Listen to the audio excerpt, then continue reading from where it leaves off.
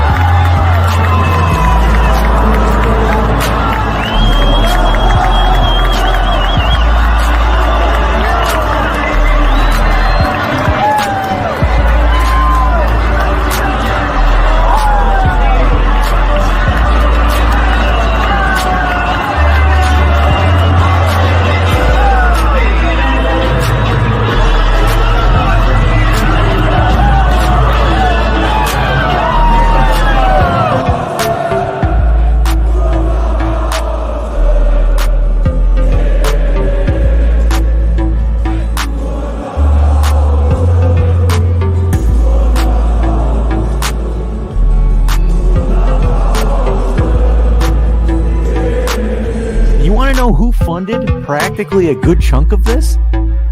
Diaby leaving for $55 million essentially brought another Premier League club. The Premier League essentially funded Bayer Leverkusen's run to the top, because with just Diaby being sold, you got Boniface, you got Tella, and then you have some residue that you're able to get Xhaka with.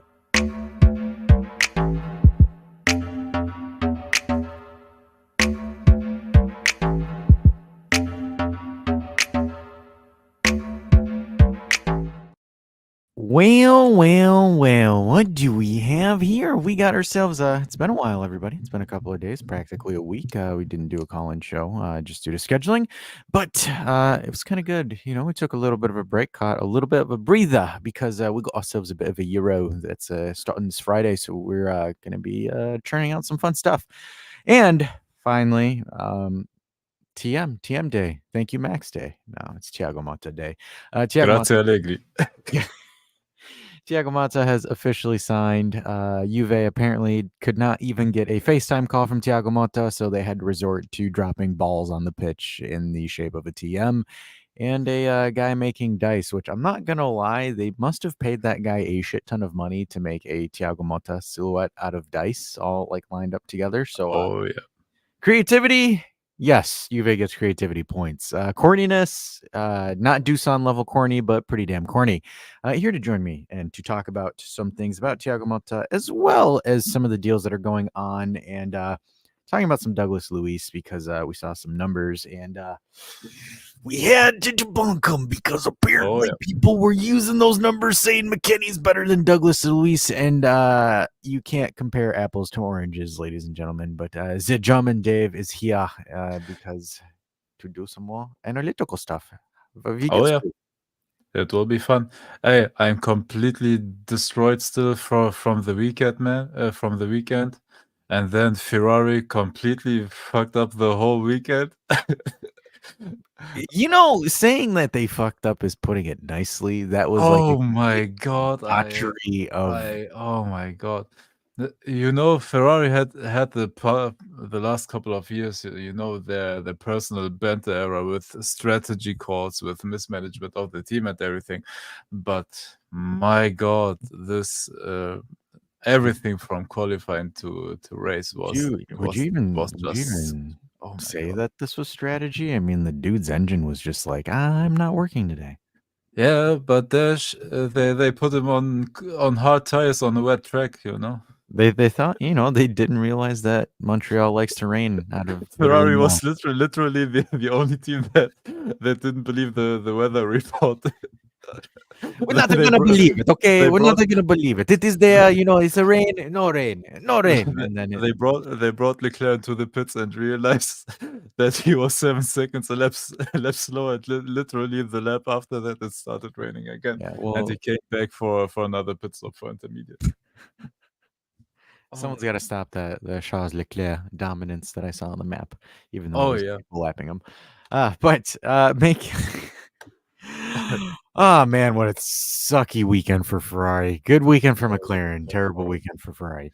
But anyways, And the Ferrari is completely fucked my fantasy team, man. I did minus points this weekend. They completely destroyed me.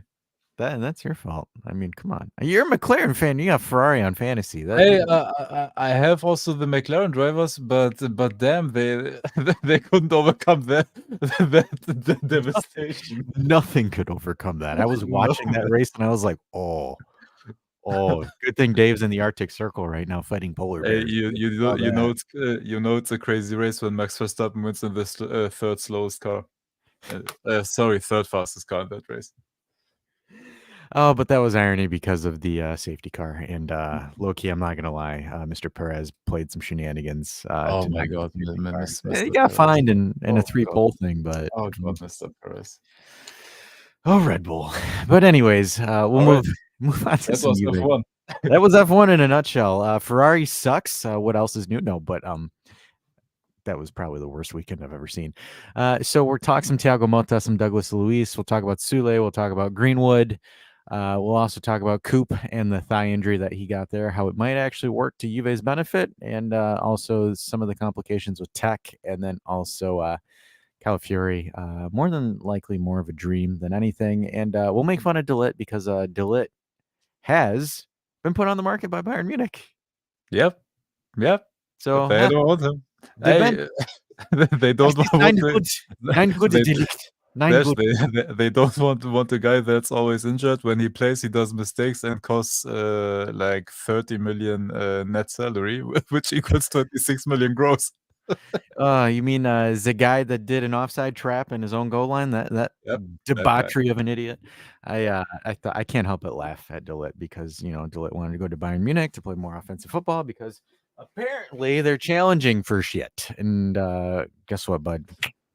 You did terrible, absolutely terrible, just terrible. Oh man. And I think I remember saying it back then because everyone was like ridiculing. They're like, "Oh my gosh, we got our pants pulled down." The deal. I'm like, "Oh no, hold on." That's what Dash they said with every single deal. I know, and like I was back then, I was skeptical of how high his ceiling was just because of the errors and the mistakes. And guys don't believe me. Check the tape. We've got 2 years of videos of me appearing everywhere saying this. I've got receipts, man. I got the fat ones. Because I remember saying that back then. I'm like, well, Bremer to me seems a lot more sound as a defender. What if we actually won the deal? Oh no, that's preposterous. Oh da. Well, I think I might be right. But for me, I saw it written in the cards.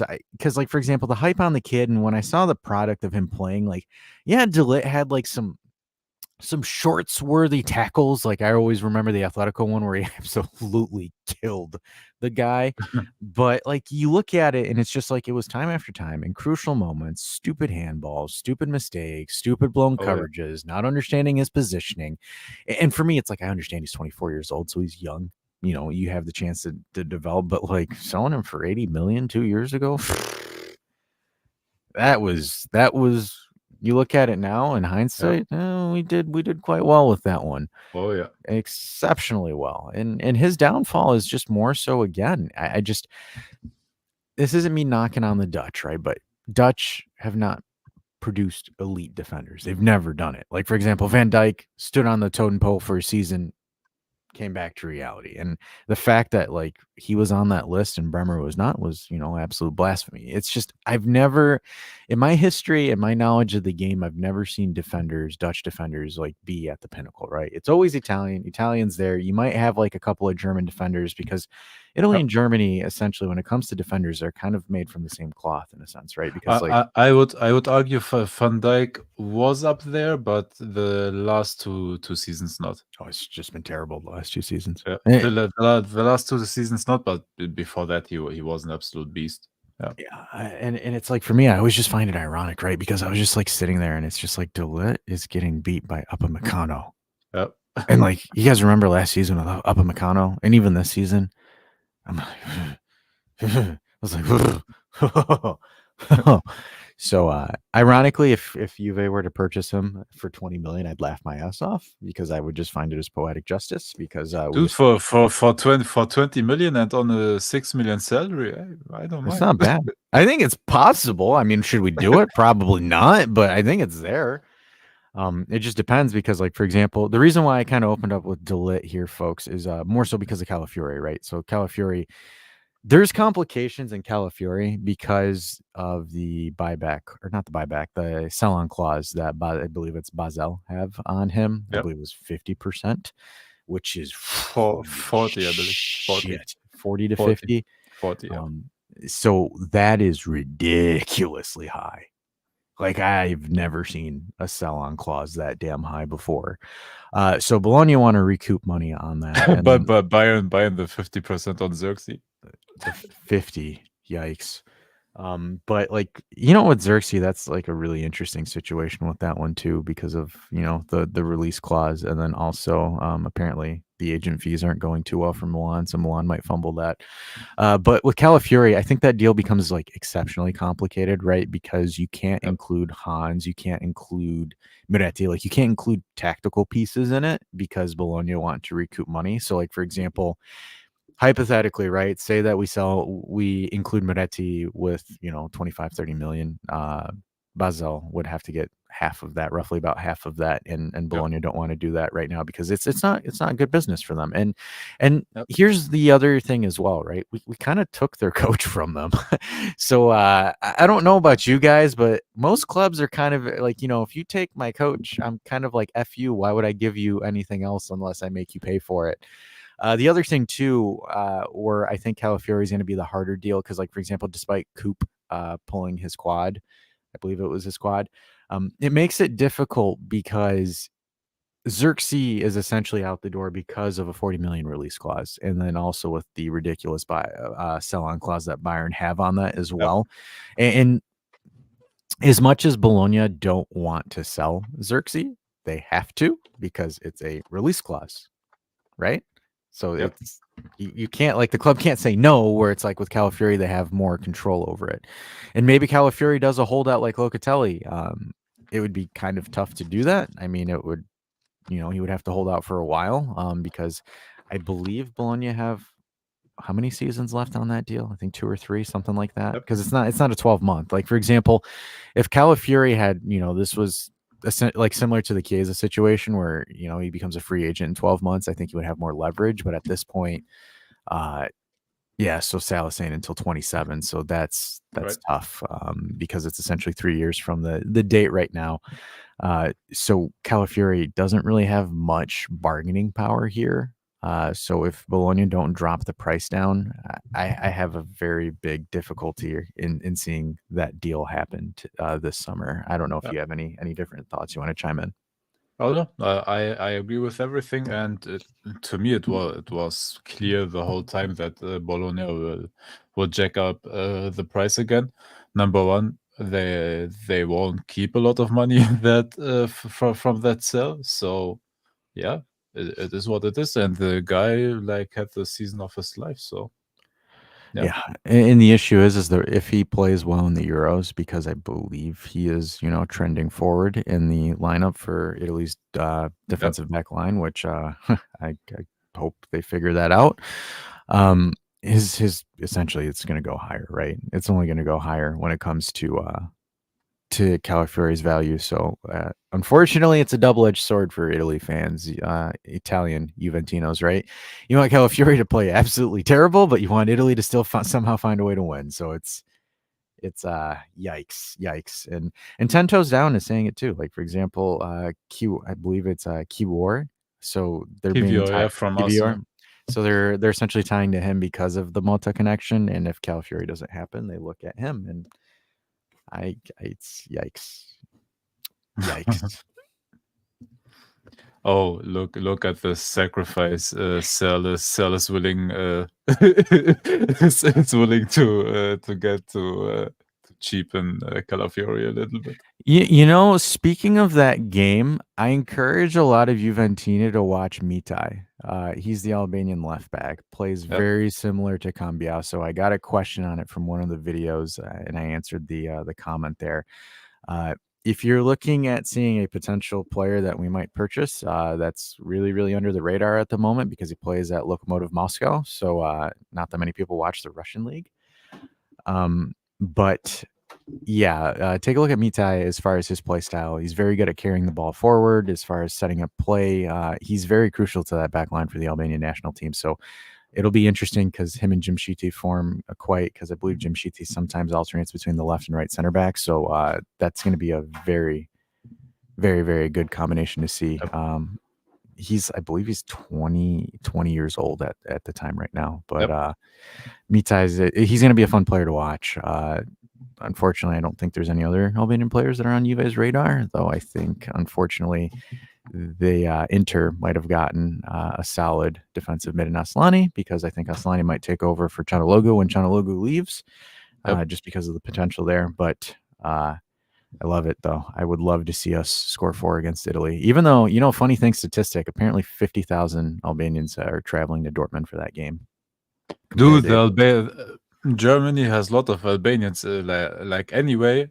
And if you include those that are traveling, like from Albania itself, like Switzerland has a lot of Albanians, and dude, it will be crazy. The streets will be full around here. Yeah, the cameramen are going to be busy. I'm just going to tell you guys that. Like, if you don't even care, if you don't not the cameramans, my eyes will be busy. Even if you don't care about the game or the teams itself, watch the game and just look at how many times the cameraman pans to the women. I guarantee you. Remember the Madrid Champions League game that was in Bayern with the Albanian girl with the flag? Man. You're going to see that. You're going to see that plenty.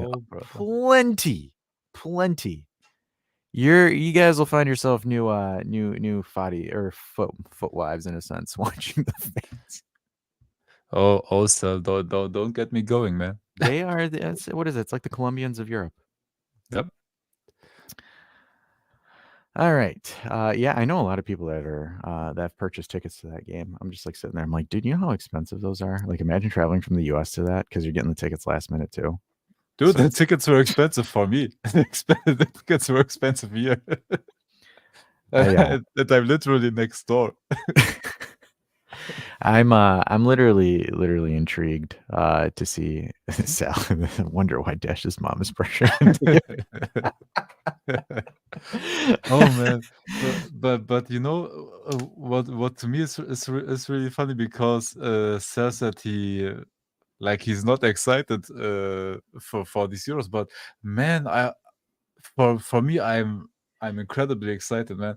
Finally, big tournament again, like big games to cheer on. Like my teams didn't have luck like in big games or playing in big games and whatever. So, dude, it comes right at the right time for me, man. I know, and I'm kind of jealous because it's in your home country. I mean, I've got the Copa, but like even then, like it's a ways out to travel for me to even watch Copa America games, and I don't care for Conmebol or CONCACAF games at all right now. So it's just like the 10 toes down. I'm more excited for Copa America, but all the CONCACAF teams. Maybe it's an unpopular take, but I wouldn't sleep on the U.S. I mean, yeah, their coach is dog shit. Like, I think their coach. But what happened? What was it? Was it Colombia with the 6-1 or whatever? Hey, Timmy Weah got a nice ass goal. I'm just. Oh my god! It's just like it was funny because Jay Twitter's like, oh my gosh, Timmy Weah. I'm like, bro, like Weah. Weah can play anywhere on the right. And it's just like, I'm sitting here and I'm just reading these tweets on Twitter and you're just like, you mean to tell me that he can shoot? I'm like, bro, he's George Weah's kid. Does anybody not know who George Weah is? George Weah is like one of the few players to win the Ballon d'Or from Africa. And he was a monster. He was a Juventino, but unfortunately he went to Milan because he couldn't go to Juve at the time. But he was a monster in the 90s. And also 10 toes down. That's what Igor Tudor tried with Lazio with the backline with the Romagnoli.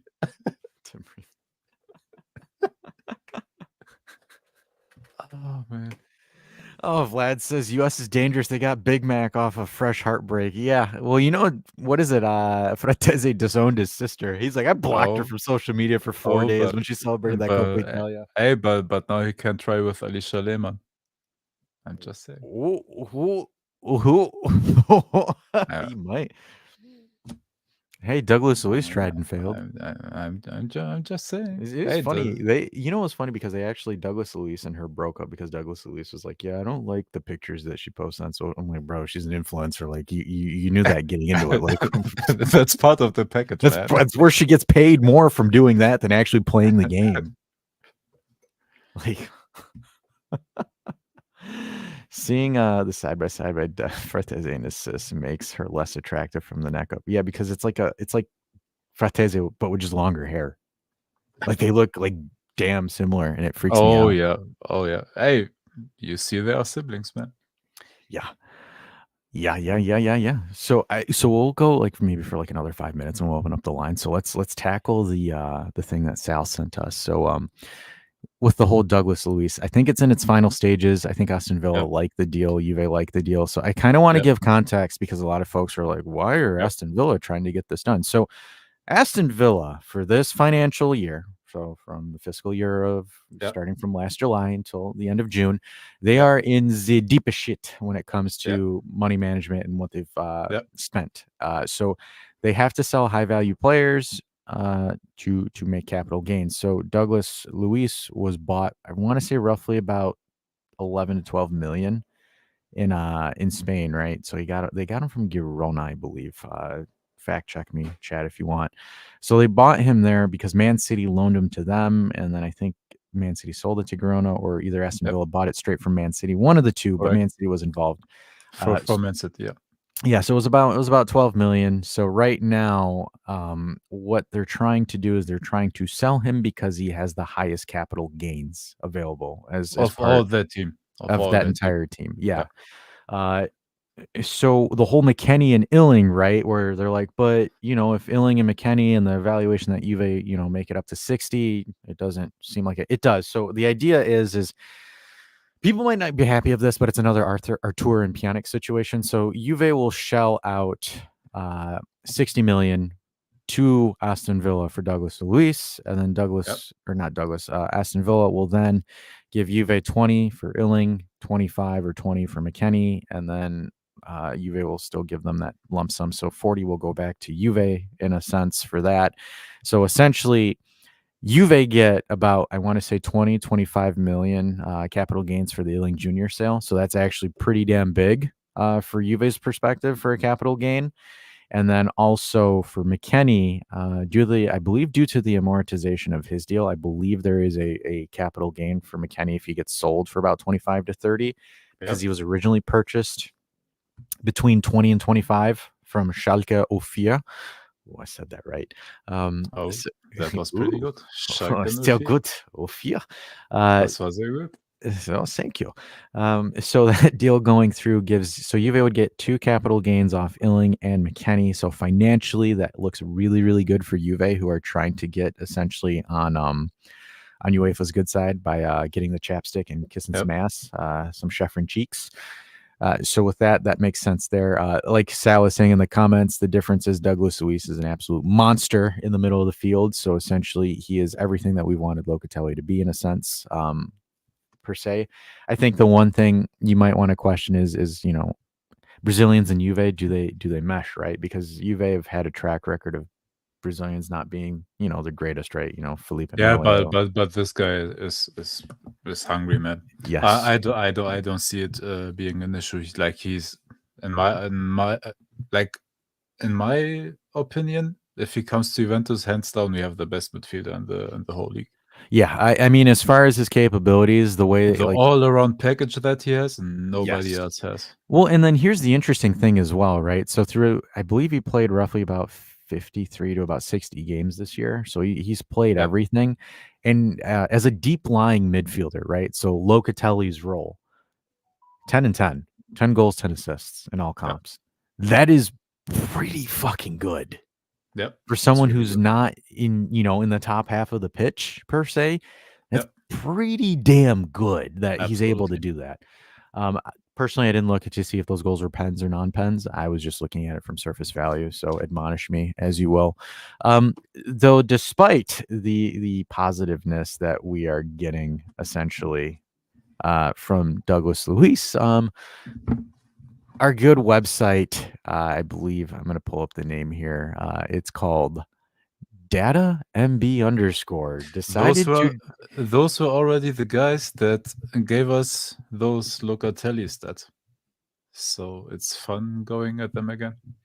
Yeah. So the guys that gave us the stats saying that Locatelli is the best midfielder in Serie A, without giving you guys context of what constitutes as a forward or progressive pass or progressive action, decided to drop this gem and Juventini without doing, and free kicks and pens. Okay, cool. So someone did check that.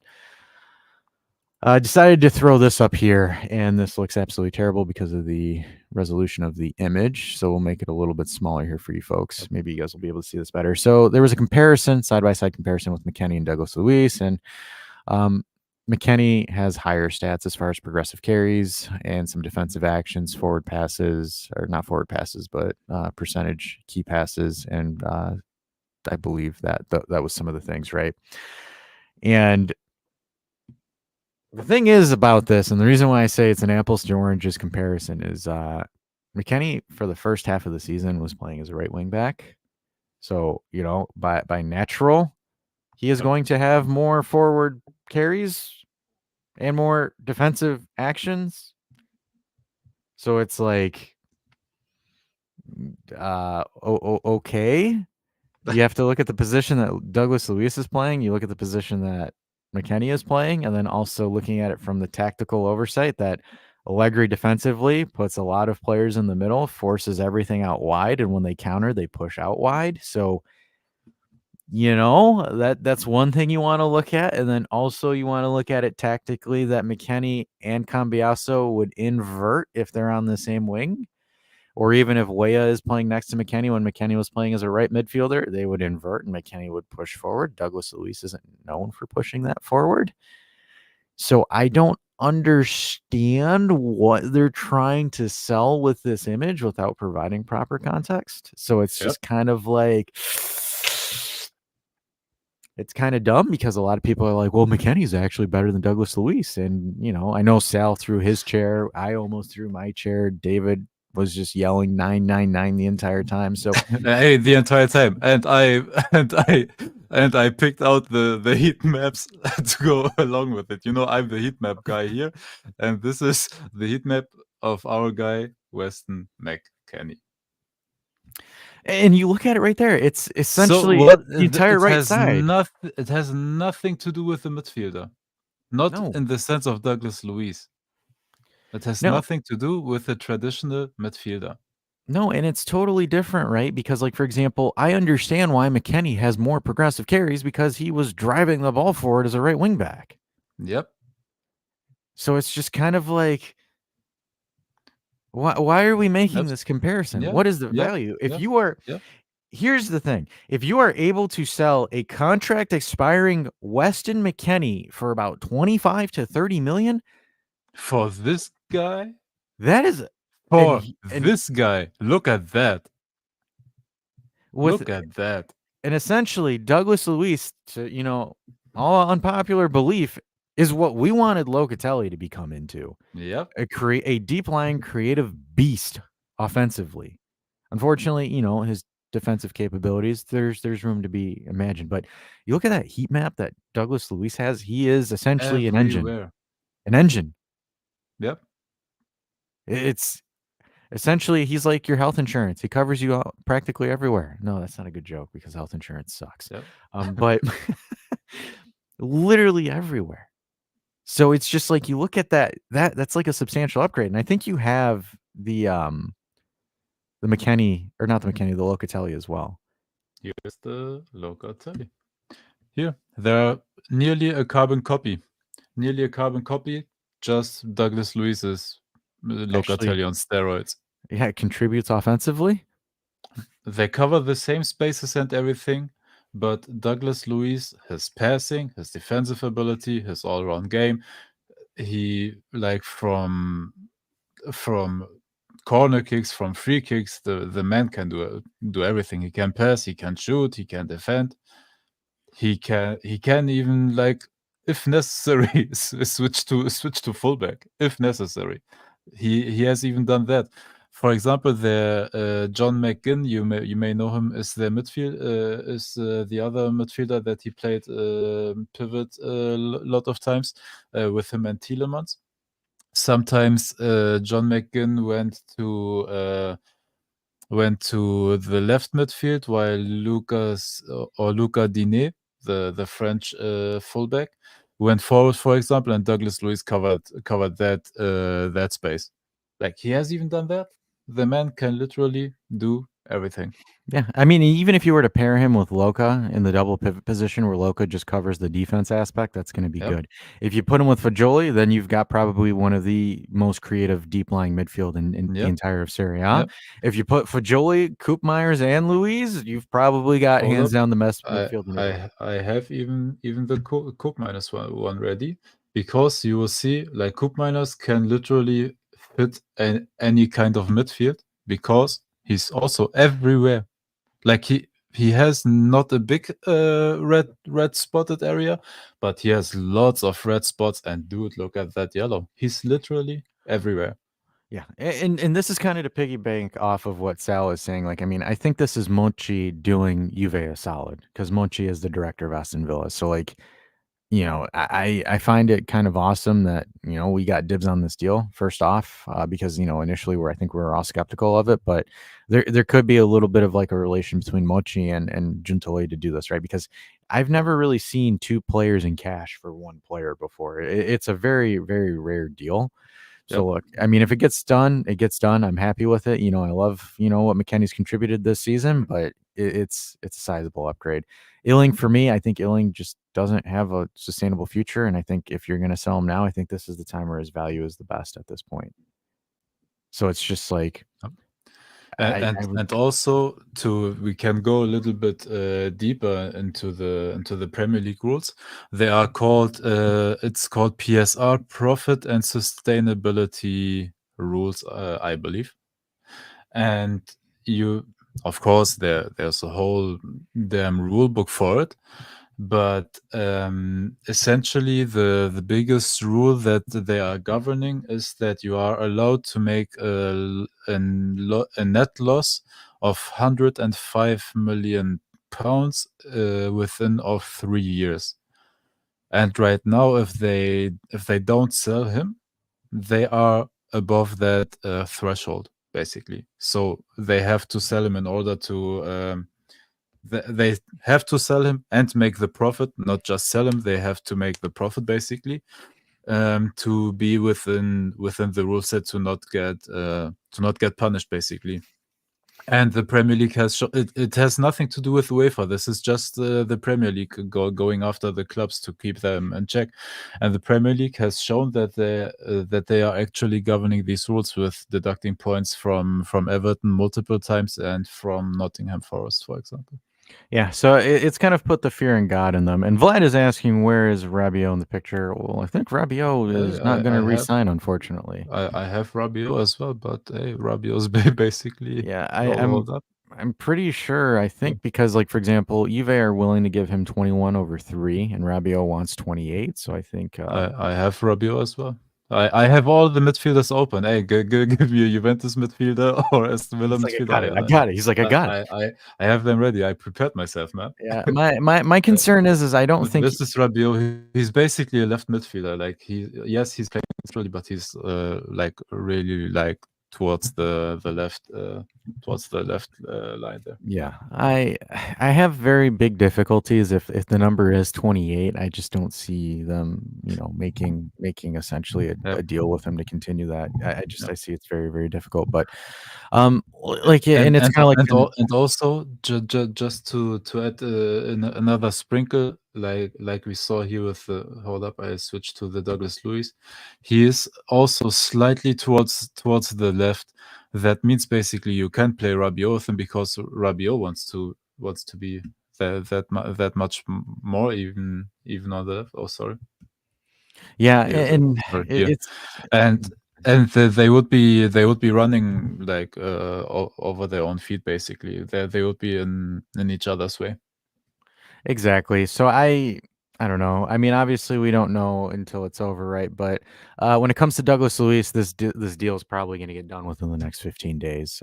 They have to get it done by this financial year, or this fiscal year. Yep. So that one will probably essentially pop off before the end of the month. By the way, it also makes sense because Douglas Luiz, they will sell him in this financial year, but the contracts from McKennie and Illing Jr. will start from July 1st, so they won't be on the books right now. They will start fresh, basically.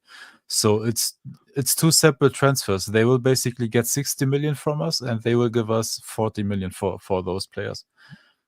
Yeah, and it's essentially. It's one of the few deals where both teams win, essentially, because Villa gets that capital gain that they really need badly and really quickly. Juve gets some capital gains, and they get a pretty damn good midfielder.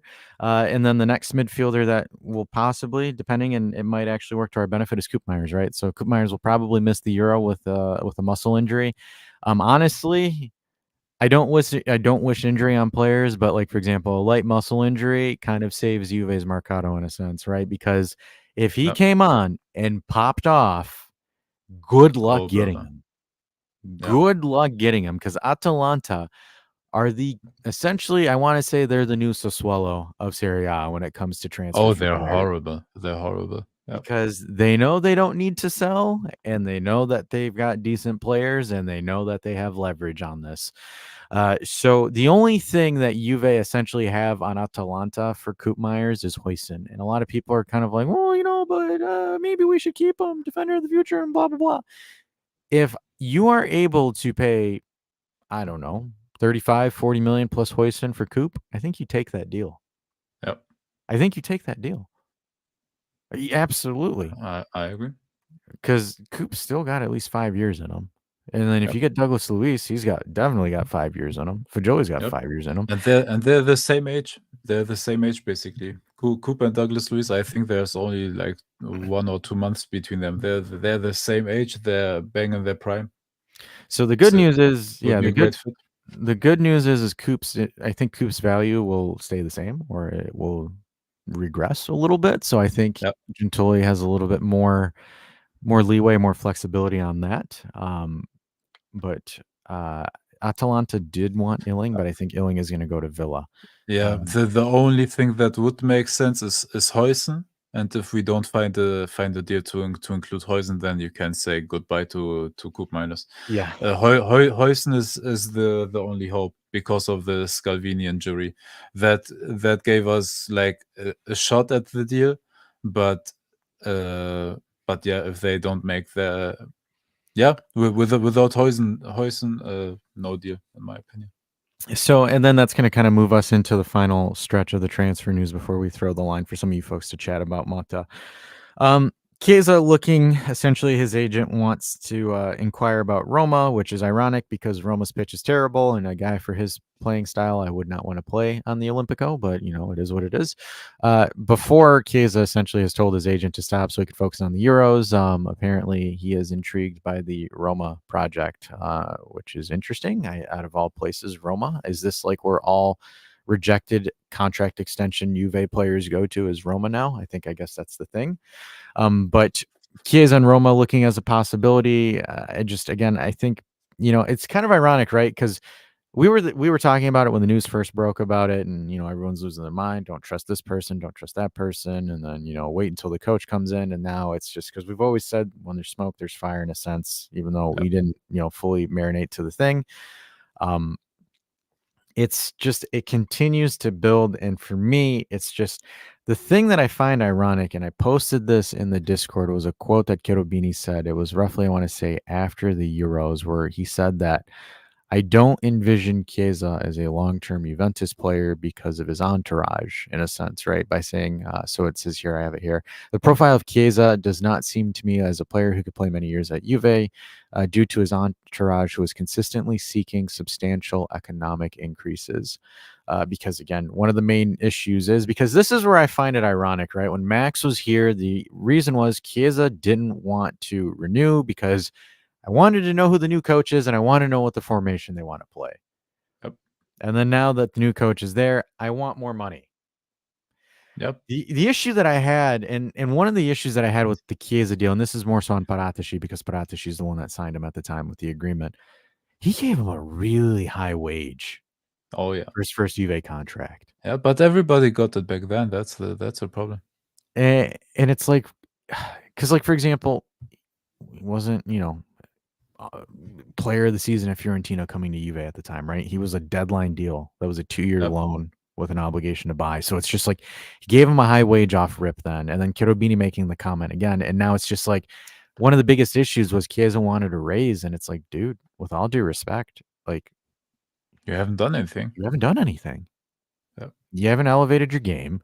You want to sit here and whine about Allegri, dude. He has not looked good even in these games leading up to the Euro with Italy. Yeah, sure, he got an assist, but that's kind of really all his contributions have been with Italy. So it's like Chiesa's really betting on this Euro to be good for him to do anything.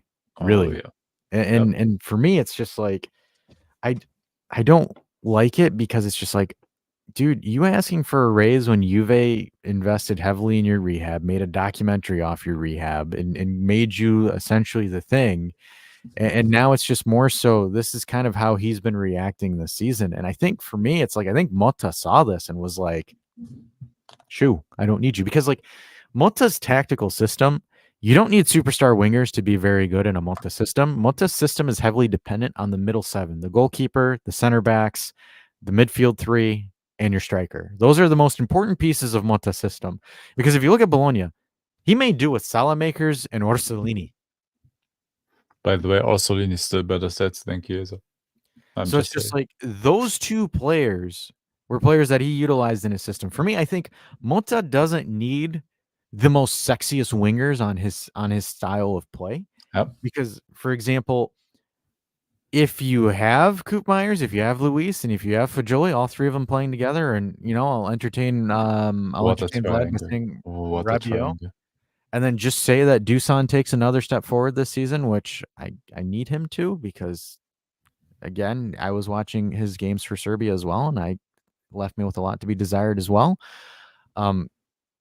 Dude, you can just have average wingers, and I think you'd be fine. Like you can honestly be fine. So like if I look at Bologna and their wingers this season, and I guess again I understand Bologna, but yeah, their best wingers were Salamakers and Orsolini. Yeah. Which in my opinion, and kind of 10 toes down is hitting it on this too, I think Weah is going to do really well with Motta. Because of the amount of space that Weah has and with the pace that he has and essentially the wild cardness, because he played as a striker, he's played as a winger, he's played everywhere. His understanding of positioning and where to play, I think Weah could do pretty damn well in this. And also finally Weah can concentrate offensively basically, because this season he had to care about defense as well as the right wing back, like moving up and down the field. And if you have him as a right winger, I think he can flourish a lot. Yeah, I think that could be well, because like for example, I don't see anything where you are desperately in need of like super sexy wingers. Because like for example, you'll have Yildiz, who I think Yildiz will play either left wing or right wing. I don't see him being in the middle. Say that for example, Dusan is on the chopping block, right? And somehow Juve hijack Xerxes and get Xerxes and whatnot. That essentially the main centerpiece is going to be the 9 to facilitate the play up top, because most of the action is going to be coming through the 9 or Coop is really when it comes to the creativity aspect of it. The wingers are there either to slot in crosses or essentially to tap in any kind of loose balls on the opposite far post. So it's just like, for me, I don't think Motta requires like, most amazing wingers, because like, for example, Orsolini, who was like a big Juve reject in a sense, got called up to the provincial squad for the national team. Did he make it all the way through? No, he didn't. But, he got called up because, like, for example, you have Orsolini, you have Salamakers, and it's just like that's really it. That's not anything else. Maybe you can say Urbanski is one of the other players that Motta's utilized. Ndoye was another player that he utilized as well. And they're all 1 goal, 2 assists on average. Like, they're roughly scoring about that. The only one that had really a standout performance was Orsolini with 10. But I I don't think I have big doubts that Motta really wants anything crazy because, like, even if you look at this Bologna team, most of his work came from Freuler, from Ferguson, from Carlson as well. Like, all of those midfielders were like the main, especially Freuler, because when Freuler was injured, Bologna did not look the same. Like that was one of the things I noticed, and same thing with Ferguson as well. They stalled a little bit offensively, but like his middle seven are probably hands down one of the most important aspects. Same thing with Calafiori as well. So it's like one of the questions is, guys, my question is, how will Bremer do? I'm really skeptical about him playing in a back four. I think he will do great. If he plays next to Calafiori, I think he'll be amazing. Yeah. Because then he can just focus on defense and Calafiori can distribute play. If you put Calafiori next to Bremer, I think that will be what you just everything perfectly fine there. Yep. 10 toes down, Urbanski will be a star. He's super good for his age. Absolutely. But like, for example, again, right, it kind of brings the point where it's just like you don't need Chiesa in a sense. So it's like Chiesa doesn't really have the leverage here. You can make do with what's there. I think that's kind of the point that we're trying to illustrate there. Because you look at some of the links. I'm not really gonna be too high strung on some of the wingers that we're linked to because I'm just skeptical. Because like, for example, Berardi, I'm skeptical about that because it's he's like the SMS. The only one that I think really has traction is Greenwood, but I think I'm just gonna hold comment until there's actual solidity in that deal because I know there's a lot of people that have their feelings about it and whatnot. Like, for example, I saw Jadon Sancho get thrown in there into the mix as well. I mean, if you were to sell Chiesa for 30 million and get Jadon Sancho for 40, would you do it? No, because I watched Jadon Sancho a lot when he returned to Dortmund, and everybody's completely like overplaying how he played. Everybody knows he is a fast winger and can dribble, and that's what he did basically. But his numbers weren't great, and yeah, he was fast and was able to dribble, but his finishing wasn't great. He had like a couple of assists, but he didn't blow my mind. Not for 40 million, like Frankie says. Like for me, it's a no. It's unpopular, but from the output, I like Greenwood even more. But that's a whole another story, and we know that. Yeah. So it'll be interesting to see what they do. I have very big difficulties unless Chiesa, pops off and gets 4 or 5 goals in the Euro and Italy goes into the semifinal or the final. I just don't see him staying. I think he's done for the most part. Where he goes, I don't know. Oh, and there's that Switzerland midfield with Xhaka and Freuler. Oh, that's going to be really good. Switzerland's going to be a team to watch. I need that. Oh man, burn it back. I have a little idea for later when people join it. So I threw out the link. The link is out there if you guys want to hop in and chat briefly about this. We'll spare some time for some quick discussions because I have a hard stop in about 40 minutes from now. So if we want to talk, we can hop on, chat, do some discussions on this. But again, Motta being unveiled. If you want to come in, talk about your thoughts about Motta, or if you guys have any other questions that you want to slap on us in the chat, if you're too shy to come on, go ahead. We'll talk about it. But overall, I think right now, Giuntoli is focusing on solidifying the midfield, which I kind of wish it is what it is, right? Max is gone, but I kind of wish that Max got this kind of treatment in a sense when it comes to building a squad, but it is what it is. Giuntoli didn't want the guy, and for me, it was one of those things, and I know who Sal will agree on this too, that, hey, Giuntoli had to have a big summer, and I think we're in line for a big summer, right, Sal? Looking like it. If we get Luis, guys, like, I mean, yeah, I'm a Giuntolian guy all day. Like, I don't know if people realize, like, we haven't had an upgrade like this in our midfield in, I'd say, the last 7 years? Yeah. Like, this is like game, And if we pair that with Koopmeyers, I mean, basically, Loka, he's playing like a bench player now. So, and now he will be playing on the bench. So if that doesn't light a fire under his ass and get him to improve his performances, like that's good. I mean, we're actually going to have, a decent bench and people playing for their minutes, as opposed to like certified starters who normally wouldn't be starters because we don't have a choice. Like this is like proper big club stuff. Big boy stuff. Seriously. You know what I mean? Yeah, and to be honest with you, I'm kind of happy that we're straying away from like focusing on sexy wingers, because in my opinion, wingers are like running backs. And do we pay running backs in the NFL? Absolutely not. Do you pay wingers as your main stable for your franchise? Absolutely not, unless they are one of two names, Cristiano Ronaldo or Lionel Messi. It's a no-brainer. And the fact that, and I don't know if people realize, like, especially like why I have like this huge sense of urgency around this deal. Like the only reason we're even able to afford this guy is because Aston Villa has to sell him. Yes. Otherwise, this would not be an option for us whatsoever. Yes. And I think because, like, for example, with Monchi being there as well, I think it opens up, like, for example, because I'm sure Monchi and Gentili have dealt before. And I think right now, like, Gentili is essentially giving him a package of players to replace Douglas Luiz, right? Because I think, like, for example, Man City or other clubs, and this is where I think there's some volatility in this deal, and I think this is why Villa likes our package more, is because if we were to give Villa like 60 straight flat million, that means other clubs are like, ooh, Villa's got 60 mil. Let's jack these prices up for replacement players, right? So I think that Villa is able to get Illing and McKennie as replacements. I think it sweetens the deal for Villa and it makes them more willing to play ball with us, because essentially for Douglas Luiz, you're getting McKennie, who had a pretty damn good season, Illing, who is more of a prospect but potentially could dish out well. I think he could do well in the Prem, and then another 20 million up to bat, right? So for them, it's financially and replacement wise, they'd be stupid not to consider it. Yeah. Absolutely. I mean, the only question I have now is if Rabiot prices himself out of the team, does that mean we make a move for like a Thuram?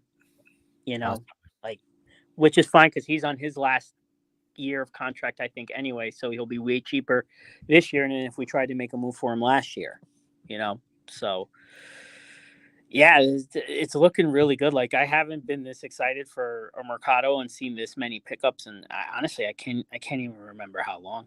It's been wild. You know what I mean? We're not going. It's not like first year of Allegri where, we blow our load on Pogba, although he was on a free, which was nice, and Di Maria, but we were paying a shitload in salary and we got zero return from either of those. Bargain bin for those last 3 years, to be honest with you. Yeah, we bargain bin deals. I mean, last year was what?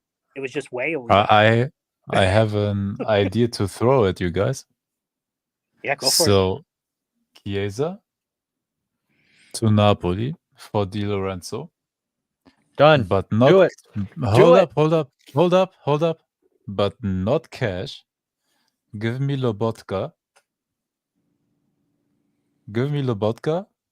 And I say ciao to Rabiot, and I don't need Thuram. Do it.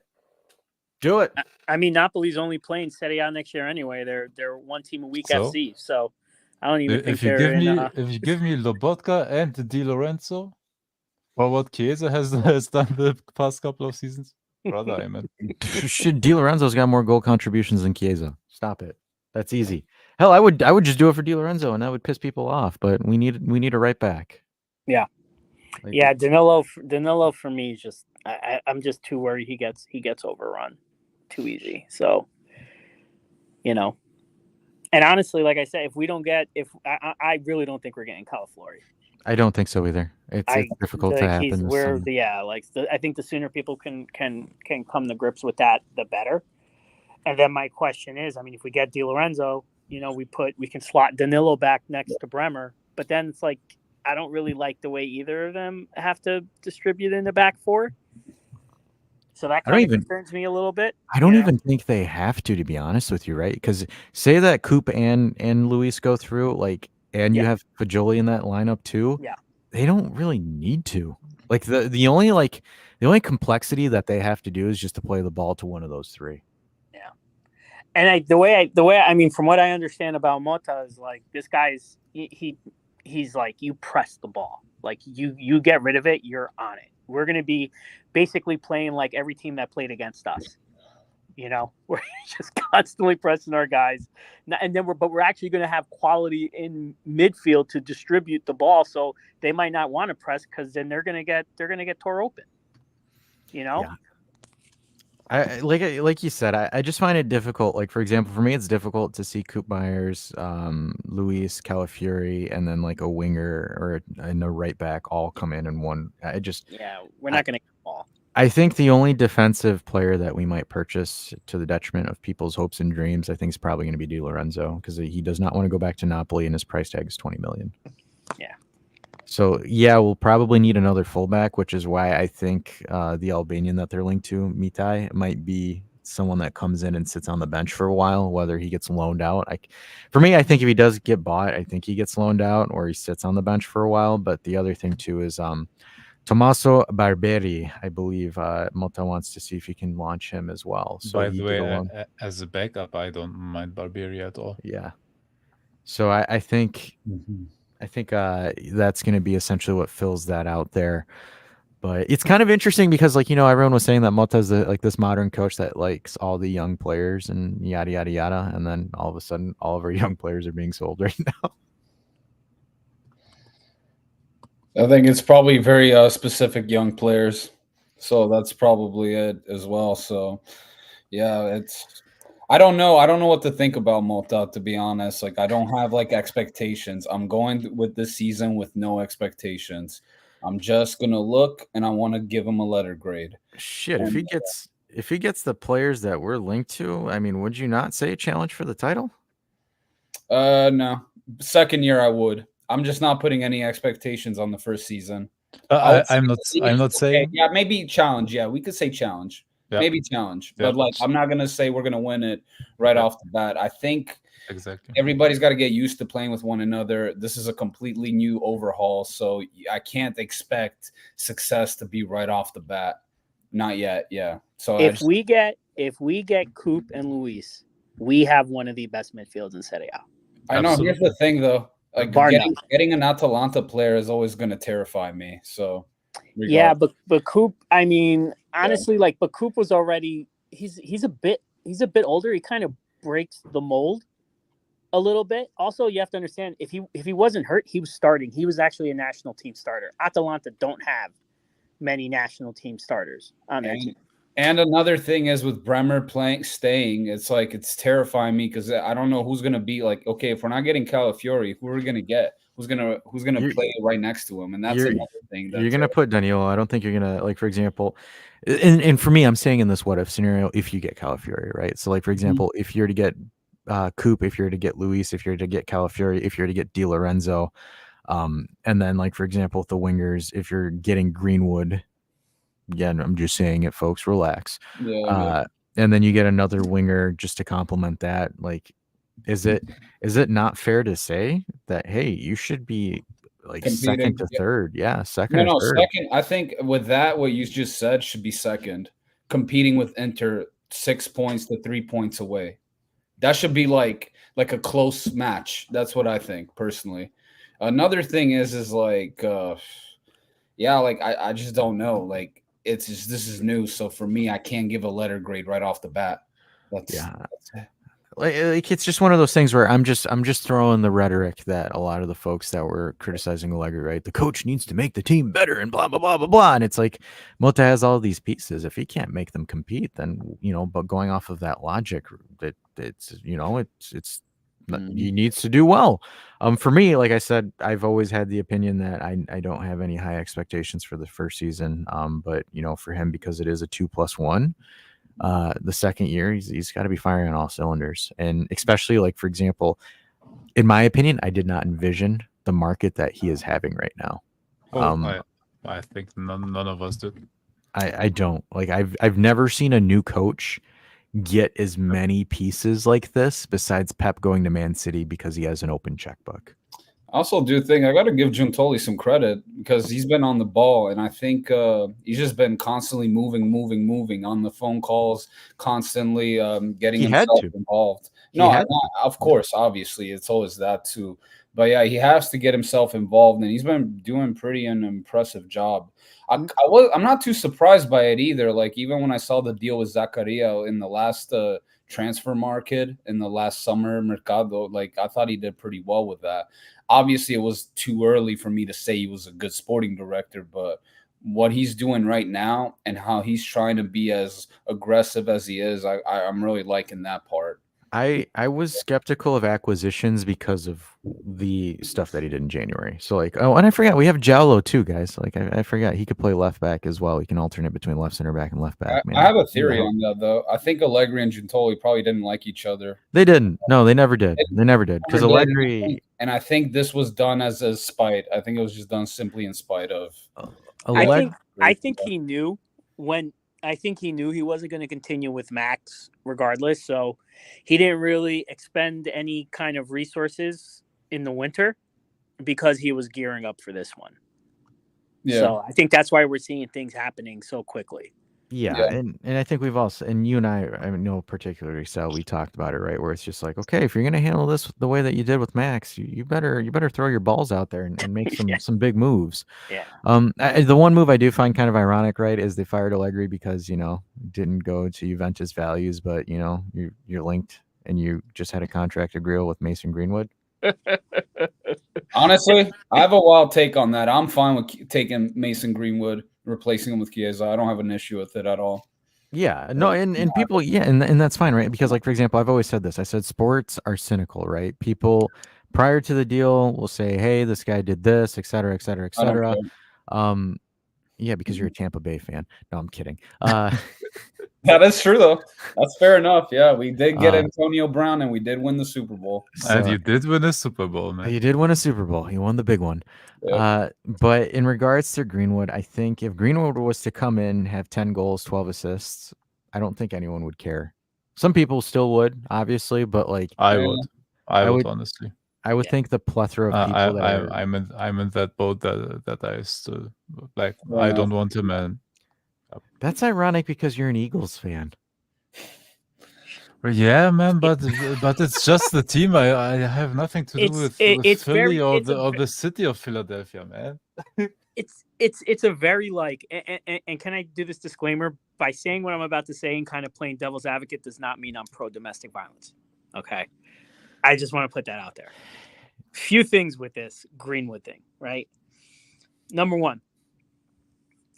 People are saying Man U wants 40 or 50 million. They're not getting 40 or 50 million. They're in a very shitty negotiating standpoint right now.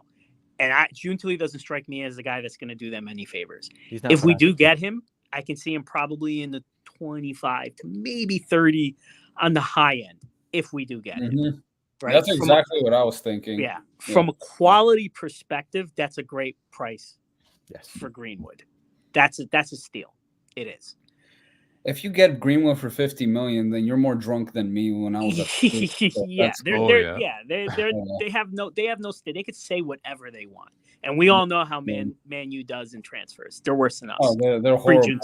I don't know what's worse, them or Chelsea. Exactly. Like they're bad, right? And I'll say this, right? So for Greenwood, the more I read about this story, the less I want to know about it. Right? I mean, the pictures online, you can't get worse optics than that, right? But then I'm also reading on top of that, I think he's still with her. Yes. Yep. Which is weird. They're married. They even married back then. They were just in a relationship, and now they're even married. Yeah. Right. So there's that, which is weird, right? And then I was also hearing, I was reading into a couple of the articles, right? So they dropped the case. From what I understand, the case was dropped in England because Man U was also doing their own separate whatever. It was dropped for two reasons. It was dropped because of withdrawal of a few key witnesses. My guess is she was probably one of them. Yep. Right. And then because apparently new evidence came to light that nobody ever knows exactly what the new evidence was. And then I'm reading on top of that her family actually was kind of like telling her you should stay with them. Right. So all this it's terrible. Right. But the fact of the matter is they dropped the case. he went, and apparently, like, Man U said that they didn't want him. He goes to Spain, and from what I can understand, or from what I was able to find, none of his new teammates in Spain complained about him. He played very well, and there hasn't been any other incidents domestically that I can hear of, right? How old was he when he did this? I don't even know. 18, 19, 18, something 19. like that. Young teenagers, of course. Like, when you're a teenager, you got to be careful with that. Teenagers and tequila, man. The two T's. Right? I wouldn't want Chris Brown dating my sister, but I still listen to his music. You know what I mean? So Look, I don't want Greenwood dating my sister, but I want her scoring goals for my club. Look, my problem is, I know he is not convicted of any crime right now. So I studied law and everything, and I know the rules and everything, and I never convict anybody until proven guilty. And But it's fuck the this same. guy. And it's the same with him. Like, I don't see him as guilty until proven guilty, and he wasn't proven guilty. So I guess innocent till proven guilty. So yeah. Sorry. Just like Ray Rice. Right. Not Ray Rice. And my problem is though just the optics. Juventus as the club portrays a picture that he doesn't fit in. If he did it or not, the allegations will forever stick to him. And the problem is they will turn, like, everybody will again say, hey, that's the club that got the guy that violated his girlfriend or whatever. I think Juventus has a thing for, like, breaking the laws. I was gonna say they have a thing for delinquents over the past. I think so. But why would we? I mean, but we've already run into that issue with Ronaldo, didn't we? Yes. Right. He had a case that was. I mean, when he was still at Real Madrid, apparently he paid some girl an NDA because she was accusing him of rape in Vegas. To the point where that case was still open once we signed him. I don't know if Juve knew about it beforehand or not, but even when it came to light, Juve went public and said, we're standing behind Ronaldo. And he could not travel to the U.S. for any of, like, I remember when I went to go see them when they played the MLS All-Stars in Atlanta. He wasn't there because as soon as he would have touched down, he would have got picked up for questioning. Right? So we've already kind of crossed that bridge with Ronaldo, except it's Ronaldo, so all the fanboys or whatever, like, nobody was really going after him the way that, basically Greenwood's a pariah, but Ronaldo's Ronaldo. You know what I mean? If you don't have 900 goals in a career, exactly, right? You can get away with it.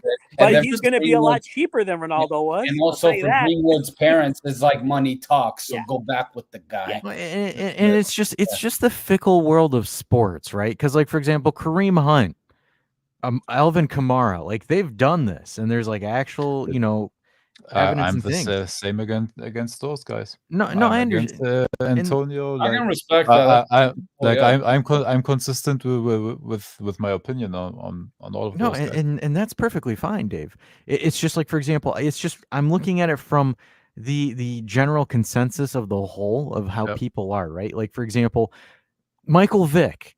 Man, F this guy, dogfighting this, blah, blah, blah. And then he goes to Philly and then plays amazing. And everyone's like, oh my God, comeback player of the year, blah, blah, blah. Like, sports is just this fickle thing where it's just like, Kamara beat him, man. But sports is just this fickle thing where you can do some heinous acts or some shenanigans, but the moment you win a championship or do something, all is forgiven. Because, like, Dennis Rodman, perfect example. How messed up, how much stupid shit that guy did. Yep. It still does. He broke his piece in North Korea, and everybody loves him. I know. and he was on Jordan's team, and just people were just kind of like, okay, sure, no problem. So it's just, I think that, like, for example, you can have, like, for example, where Dave has his things, his reasons, and his stuff why, but, like, that's fine. The issue is when you have folks that are on social media like, oh, this guy's a rapist or blah, blah, blah, blah, blah. And then I guarantee you those are the first people to start clapping and taking their shirt off or buying Greenwood jerseys because of his performance. I won't do that. I'm not going to do that. No. And this deal only makes sense. And I'm not saying Juve should do it. This is not what I'm saying. This is. But I am saying replace Chiesa. Yeah. Okay. I'm not saying they should do it. But if they're leveraging this situation to force Man U to give him to us on a cheap, then I get why Juve is doing it. Put it that way. Do I hope maybe they can find another player to not have to have the optics? Sure, that'd be great. But if they did it, am I going to stop watching Juve because they get him on a cheap? No, I'm not. That doesn't mean I'm going to buy his jersey or, vocally be like, give him another chance. No, I'm not. Give him a raise. Yeah, exactly. I'm not going to do that. But I'll get why Juve did it. I fully respect that. Yeah. I fully respect that. I respect all you guys' opinion. Like I know nobody here is supporting whatever he did. Yeah. I'm just D&D Sports thoroughly condemns domestic violence. Oh, absolutely. Thank you. Unless it's your liver and you're on the cruise.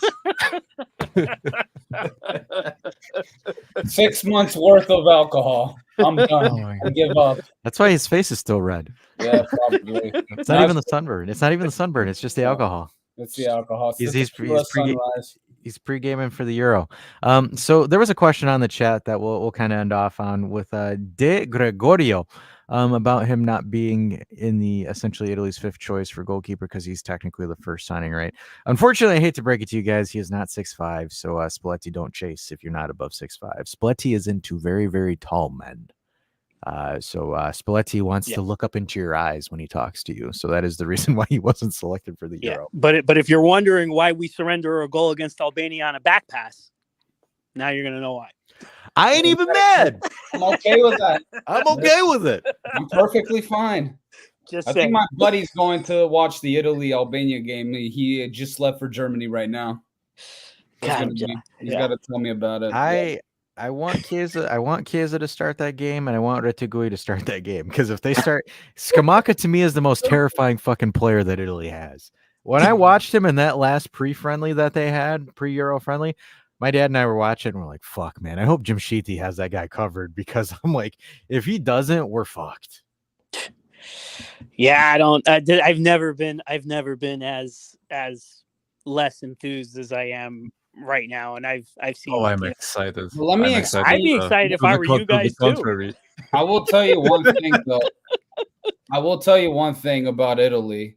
At the end of the day, they are some of the most unpredictable bastards you'll ever meet, because they will play shit in the friendlies, and then somewhere along the lines, they will do well in the tournament. Oh, you don't have to tell German Dave that. Yeah, that's true. That's true. Oh. I think to be honest with you, though, it's the games against Albania though where you expect them to do decent or where they fuck up. And this group, like half an hour before the stream, because of the pain I still feel, I looked up Italy's 2006 squad. Oh man. My god. Dude, yeah, but that 2006 team had Del Piero coming off the bench. Dude, big difference. Oh my god, Zambrotta, Pirlo, Camoranesi, you don't want to know something though? 2006. Gattuso, yeah. I literally still think to this day that 2006 has to have been like the most mega packed, talented, World Cup. In general, that Brazil squad, the France squad, the Italy squad, even the German squad. All the big teams: Argentina, Brazil, Germany, young Messi, young Ronaldo. Oh yeah. I think 2006 was like peak. I think it was peak footy. Oh, it was peak footy. Nothing. That was literally when the past generation, or the older generation, like that Pirlo generation, met with the little bit, the Chiellini, that was the passing of the torch, and those gave it to the next generation. No, it was three. It was actually three, to be honest with you, because for example, you had Del Piero, because Del Piero, I want to say, was about 6 or 7 years older than Pirlo. You had the Del Piero and the Zidane, you had the early to mid 90s. That was still peak AC Milan winning the Champions League. Yeah. The only player that was missing, which I was disappointed, was Paolo Maldini. Yeah. I thought Maldini should have played. But like for example, you had essentially that was the Maldini. Wasn't Pippo Inzaghi still in that squad as well? He was on yeah. that squad. He He was on that That was squad. incredible, man. Was it? Wait, Inzaghi was there? I know Iaquinta was there as well. Totti, Luca Toni. The actual Toni? the good Yeah, Inzaghi. our Luca last Toni. decent number 9, Luca Toni. Yes. De Rossi. De Rossi was off the bench. Yeah, Yeah, off the bench. like Kid De Rossi. Totti was in the squad. Yeah, Totti Totti was it Totti was took a incredible. PK. Yeah, Nesta, Totti took a PK. Cannavaro, Zambrota. Yeah. Dude, Awesome. it was That was Camonarese was still Grosso. on that team. Yeah. It was incredible. It wasn't just them. Like Netherlands had a stacked squad. Shit. That was the Spain squad before their golden generation. Yeah. And run. also on top of that, Brazil, that was Yeah. their peak, and then they just never been the same. Oh my god! Well, that's that because Brazil Zidane schooled them. I couldn't believe how Zidane torched them, man. Yeah. That Brazil squad and Zidane alone. Yeah. Oh my god, it was. He did that to them in '98, and he did it to them again in '06. I don't want to hear anyone say Kevin De Bruyne is better than him. I will No. slap the Oh, I will no. slap the taste out of their mouth. Like I will That's like legit turn completely into the different Rock and players. slap the Yeah. shit out of them. I feel like Zidane just makes the most difficult thing look so easy. Yeah. Yeah. Zidane I've never seen a player like him. Zidane is one of the few players you can sit there and say the stats don't tell the story for the Zidane. man. The man was a magician. The guy, he would drop your pants and bend you over before he even knew it happened, and he's already passed by. Yeah, he took nutmegging to all. He did nutmegging without like the physicality and the speed. He just did it by pure class. I gotta say, the best first touch I've ever witnessed out of Zidane, coming in, chesting the ball from like 50 yards away, like a ball coming at 50 yards away, just chests the ball and then just like touches it with his feet, kicks it over his head, turns around, goes on a run. Like that. Also, I don't think people realize if you're a Juve fan and you're a particularly like young Juve fan, like you came around in like 2010 or whatever. Go back to that 2006 final game and see how many Juventus players were in that final. Buffon, Zidane, Trezeguet, Cannavaro, like Del Piero. Honestly, Zambrota was something very controversial though. Like how I started to actually become a Juve fan in 2001, watching it in Albania, like Zidane's last year. Like I watched him, I was like a fucking fan. And then it was Del Piero. Like most people will say Alexandro Del Piero. For me, it was Zidane. And you know what? Nobody who's going to be upset at you. That's why I hated him. You could even say Trezeguet, and I wouldn't beef with you. No, and Trezeguet, that France side was so stacked back then. Trezeguet came off the bench. Yep. And so did Del Piero. Yeah. Dude, Come on, that bro. France squad still had they had Henri, they had still Anelka. Dude, it was incredible. Franck Ribéry. It was Franck Ribéry was a youthful prospect at that time. He was 21 years old or something. Exactly.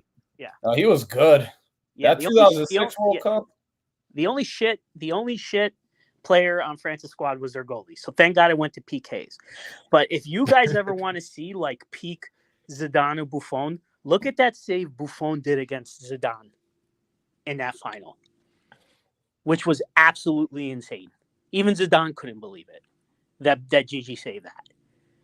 It was magic. Like that team was, right around Calciopoli, right before like they got it was before Calciopoli. Yeah, it was right before. It was right before because right after that, Cannavaro wins the Ballon d'Or and he goes to Real Madrid. You know what I mean? Like that was peak footy, guys. Yeah. Whoever go back to 06, peak footy. And that was also as Germany, by the way, was having their resurgence as well. FIFA World Cup Germany cap. Oh, I have the PS2 game. I still have the PS2 game. Because like even like for example, even the United States was like ridiculously decent that World Cup too. I mean, like they held Italy essentially to a draw. Yeah, De Rossi broke what's his name's nose. Was it McBride? Yeah. They still got eliminated in the group stages though. No, they made it out. I think they lost. No. Was it the round of 16? No, they never went to the round of 16 that year. Nope. And just to show you that rankings were sucky even back then, Czech Republic came in ranked 2, and they were grouped with Italy. and Italy spanked them. So yeah, there's that. Yeah, but Usually- even the Czech, I always forget the names, but dude, they were Nedved. stacked as Didn't well. they They have had Baros? Nedved, they had who were there? Baros. Yeah, but Milan Baros. Baros, yeah. Yeah, you're right. I forgot Pavel lots of Nedved. the names, and What about Pavel they Nedved? were crazy too, man. Pavel Nedved should have been there, I think. Yeah, if I Yeah, he was. Yeah. Yeah. No, Look at us I boomers. forget all the other names all the time, but dude, the Czech was stacked as well. I wanted to get on one thing though with the Malta thing. Like, the only thing that's terrifying me is that back four. Like, that is going to terrify me. If we don't get Calafiori, I am going to be terrified a little bit. And I don't know how Dušan's going to play under that system, because like when I see Xerxes and Dušan, they're two different profiles. Yeah. So that's like another thing that's like I'm very skeptical about it. I need Dusan to have a good Euro, man, because like I was watching those games. I was playing for Serbia, and I'm just like, I'm sorry, Dash, but if you want that's not happening. Consistent couple of games from him, he's not the guy for that. I'm like sitting there like I feel like Serbia needs a good coach. They got talented players, but the talent. They need to stop relying on their Saudi players being their best players. They need their players at top clubs to actually play. Yeah, come on, man. Like even Vlad will sit here and tell you, he's like, dude, man, he's because like you can ask Mitrovic is still their best striker. Yeah, like it's funny because like you can ask any Serbian guy about Vlahovic and Mitrovic, and they'll say Vlahovic is like our third best striker. Yeah, no, he's you got it. All I'm gonna say is you'd be surprised what a top quality midfield can mask in other departments, and also bring out another 100%, and also bring out another right. If Dusan starts getting some service that he's been starved of, I think he could have a breakout year. I think he can. I think he can do 20 goals plus. I just think that like missing Pogba and Fagioli that last seat like that. Oh, it was and everybody blames Max. Like, dude, you saw what Fagioli did just being in there after not even being on the pitch. I call it what do I call it? Is Allegri deranged syndrome. It's just really simple. It's a very common thing. I've seen that. Yeah. Where did Max touch you? Show me on this doll. Show me on this doll where Allegri touched you. All right, before we get into that bad part, let me throw a question at you. I had in plan to do Euro predictions, to write down the community's predictions, mine, Dash, and Dave for whenever he gets back as well. And whoever wants to participate, I have the game plan on my iPad. I write them down by hand. Do you want to do it now quickly? Do you have time left? Or do we want to do it on Discord with the Discord community? We can switch it into Discord as well.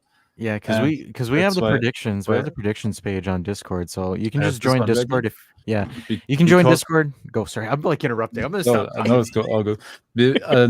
Because I thought of doing a short, like a Discord meeting sort of, where we are on the voice channel, and I write down everybody's tips, and then I fill them into an actual table, and then after the group stage we come back, like count the points and everything, and then we do from the knockout stages. You know, to add on to that, maybe we'll talk about it on the Saturday show, because I think we can do a bracket challenge where you can fill out your brackets. So if you guys are in the Discord community and you're listening to this, go to the UEFA site, the Euro site, and you can do the bracket challenge. Fill out a bracket and then submit it in our Discord, and that'll be essentially the Euro prediction competition. Because the bracket will essentially, you can pick all the group games and all the group matches, and you can throw who's coming out of the group, and then you can do the knockout stages. Send a screenshot in the predictions tab for Discord, and I'm sure Canadian Dave, once he's back from Antarctica or the Arctic Circle, he'll probably throw out some swag your way. After Dash, a couple polar bears, that's what I was about to say. So yeah, he's gonna wrestle polar bears. Hey Dash, are you guys gonna do a normal show on Saturday, or are we gonna do a live with Italy? So game? Dash, if you want to, you go through the. So I will not be available. I'm going to be at an event for it, so I won't be to do a watch along. I think German Dave and Canadian Dave might do a watch along for it. I'll probably be back in time for the call-in show. Same, yeah. So the plan is right now that Dave and I will do a watch along of the game. Sweet. And yeah, I think we can rip straight through to the call-in show, I believe. And you'll just see me crying in the call-in. That's fine. You can let it all out, man. You win 1-0. You cheese 1-0. You're gonna see me and Jeff just slamming shit after. Put it this way, I think there's a tie is very, very. There's a big opportunity for a tie, and being the group that we're in, a tie won't be enough for Italy. If Italy doesn't get 3 points this game, they're fucked, and all the pressure is going to be on them. So we can use the call-in as therapy, man. If I lose to Scotland on Friday, I'm fucked as well. Who does Germany play on Friday? Germany? Sorry again. Who is Germany playing on Friday? Scotland. Oh, Jesus Christ! You guys are tournament favorites. So stop. Yeah,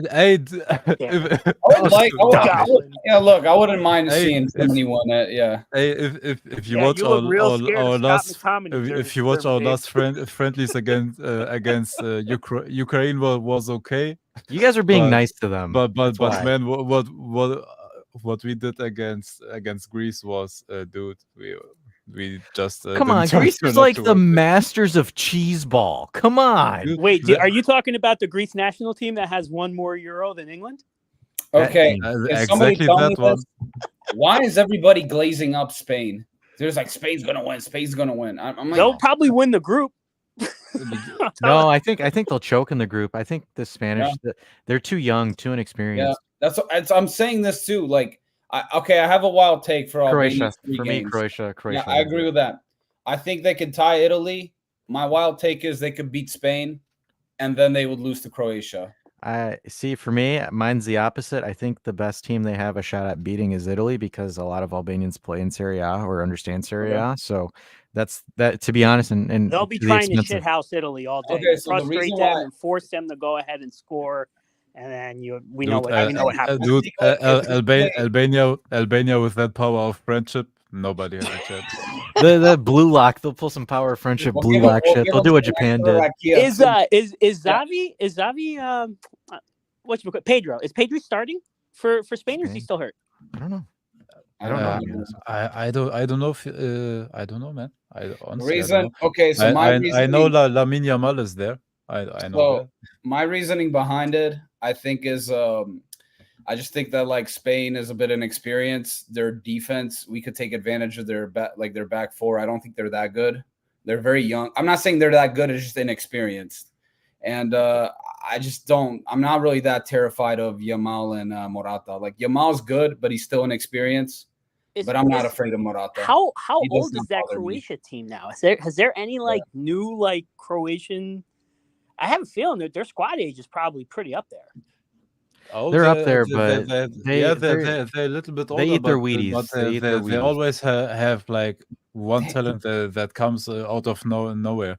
Like Gvardiol, for example, the past couple of years is on the rise, and they had Juranovic in the World Cup, for example, like out of nowhere, like just spanking a system. They're a very disciplined team. They're very well coordinated and very disciplined. Like it's always Croatia. You're going to go through hell and back to ever beat them. I mean, they're still they're still running a midfield three of Modric, Rakitic, and Brozovic. I'll say this: if we don't have, and I hate to say this, but if Barella can't get healthy, we're fucked. Oh, absolutely. We're fucked. There's so no midfield without him. That's what I'm saying. I hate to say it, but it is. him and Fagioli are still in rehab, man. What's your guys' take on Spalletti letting go of Locatelli and leaving and putting in Fagioli instead? I have no problem. That's probably the only smart thing he's done. I have no problem with it. Look, the problem is what the Italian squad needs is a midfielder that is a pure destroyer. and Cristante is that. Locatelli is not that. And you bring in Fagioli for more finesse. Even if he played like 2 games, he has the finesse to come into a game and change the game. He's got the vision. He's got the vision. And Locatelli doesn't have that. No. And if you don't bring Locatelli in for his vision, you're not bringing him in for being a pure destroyer, because Cristante is that already. I have a feeling he might do well under Mota. I have a feeling on that one. I have a feeling he might not play. I think he actually does well. I honestly think he might do well. The thing is, I'm not sure if you saw the heat map earlier. I closed it already. Yeah, I saw but Douglas Luiz is a carbon copy of Locatelli on the pitch, but on steroids. Like he does everything. He actually has assists and goals. But they're covering the same spaces. The goals and assists, it's like in the EPL. I feel like I'm not saying anyone, but I feel like any professional, I guess anybody in the EPL can rack up a lot of goals and assists, because it's like the back fours of every EPL. Locatelli had 1 goal. I think.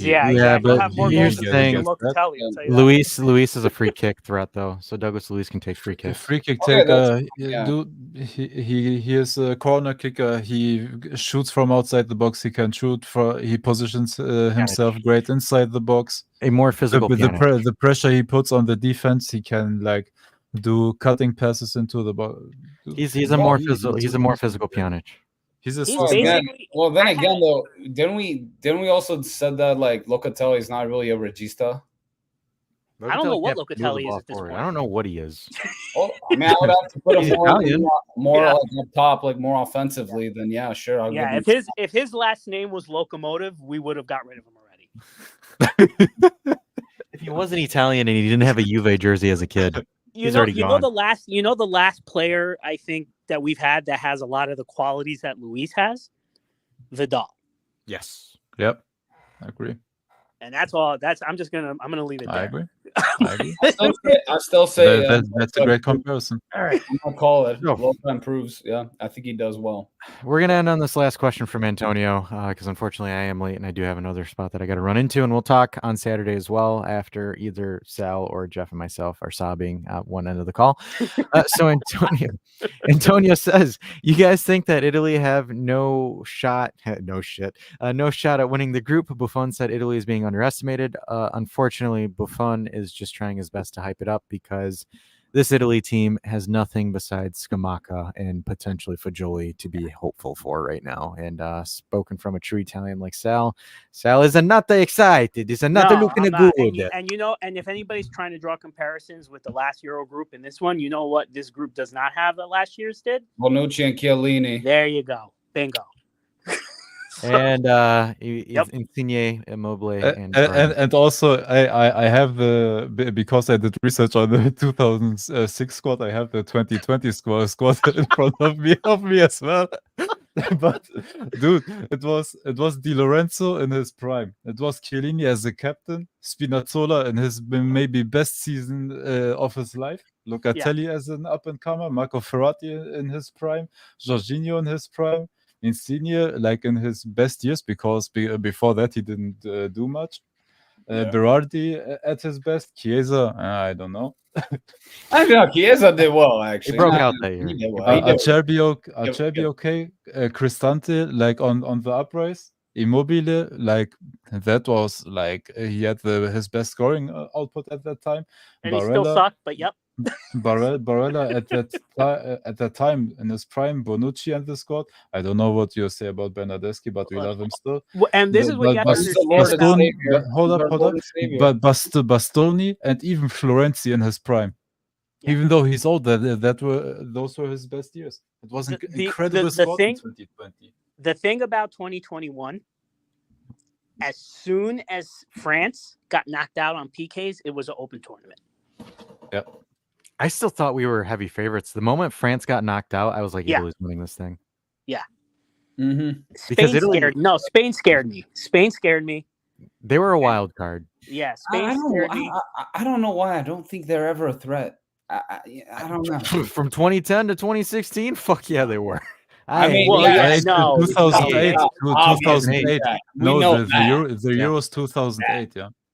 That Italy team under Mancini played Spain style. Let's say this. You realize the golfing quality in the midfield as soon as that game started. Our midfield got outclassed against Spain. Yeah. Right? We needed a Chiesa wonder strike, and even then we gave up a goal and we needed PKs to go through. I mean, Morata had chances to put that game away. He actually scored that game. He did score. He's the one who tied it up, but then thankfully he missed a PK. So, I appreciate you. No, what I was saying earlier was like, because I didn't mean to say it that way, because obviously from 2008 to 2012, probably Spain's, it's probably going to be ushered up in like the 70s Brazil, like the 2010s. In my opinion, yes. The 1974 Netherlands. But the point is that like, I was saying for like this new generation for Spain. No, they're not. They've got no defense. They haven't proved themselves. They haven't proved they haven't had a striker in years. I mean, Morata, but Morata compare that to Raul or to David Villa? No. Exactly. David Villa was the last great striker they had. Morata is still good, and we love the brother, and I would welcome him with open arms again. No. Oh yes, better than Milik. Come on, he's better than. As a Vice Vlahovic, I wouldn't mind it. I'm not saying as a starter, but don't you think Morata would be better than Milik? I'm taking somebody from the next gen. I don't care. I'm done. No more. Give me a little boy, he says. Give me Sekulov. I know he's horrible. Give me Alvaro. I'm all in. Give me Alvaro. And then the other thing too, that Italy team was buzzing going into the tournament. They were undefeated in like 25 matches and whatnot. Yeah, so dude, it's a 2-year span of not losing. Yeah, that Italy team was buzzing. So for me, going into the tournament, I picked them. So I knew that they were going for it. I saw the way ice cold look from Mancini all the time. That ice and cold even look then, we got very bench. close to getting knocked out by Austria. Very close. The sky blue suits Mancini wore on the bench. Oh man. Well, Vialli. I remember the first game watching Switzerland, Italy, and I saw the national anthem. That was the second game, Jeff. We smacked Turkey the first game. Which one was Turkey? Turkey was the first. Turkey? Yeah. Yes, Turkey. My bad. I saw that. I see Italy's national anthem. The players are just ready. Dude, it was crazy. Excited. They dropped 7. I'm like, they're winning. They dropped 7. I saw that. I'm like, they're winning. I knew it. Honestly, you can prove me wrong, but I don't think I'm wrong on this one. But there's no national anthem, no culture, no music that hypes you up like the Italian national anthem. I'd say I give Mexico second place for my boy Frankie. I give him second. Yeah, but dude, that Italian national anthem, when you see the players, that energy, dude, it's no wonder that everybody that plays them is scared to death. They're literally singing about death. So hey. Well, I remember I was at that game. I was at that Turkey game. I was at Stadio Olimpico. Yeah. And then I remember watching the game afterwards, and one of the Italian commentators, everybody was shocked. I wasn't expecting that at all. And I remember the Italian commentator was all jacked up, I think, after the third goal. And he called them a macchina de guerra. It means like they were basically a war machine. Like they were right. Like they were hyped. Like they were ready to roll. Yeah, 7 goals. I don't see that with this team, guys. I'm sorry. Yeah. I don't either. I don't either. But hold up. Just this point by Vlad. Vlad, my brother, I had French in school. I still can recite the whole French national anthem. I can do it, but I'm not doing it now. But that is literally about murder, about watering your fields with the blood of your enemies and everything. that is even crazier, man. So it's also like from the rhythm and the song and all of that stuff, a great national anthem. But but it doesn't have the energy of sounds like Dick Cheney. Sounds like a Dick Cheney, like some Dick Cheney would listen to. Yeah, God. Like, what the hell? And at that point, cue the music. We ended on Dick, everybody. Yeah, Dick. Thanks for tuning in to this murder and blood. Yeah. And the Americans just have the Star Spangled Banner. But anyways, everybody, thanks for tuning into this week's hybrid call-in / tinfoil hat show, where it is officially the TM saga where we get to see nothing but TMs now and dice. But if you are new, make sure you like and subscribe to the channel. And we've got a busy Saturday for you guys. So stop by for the watch along and stop by for the post. And That's you will fun hear stuff. Vlad and me sing the French national anthem. And Absolutely. drink plenty of tequila. All right, everybody. We'll see you then.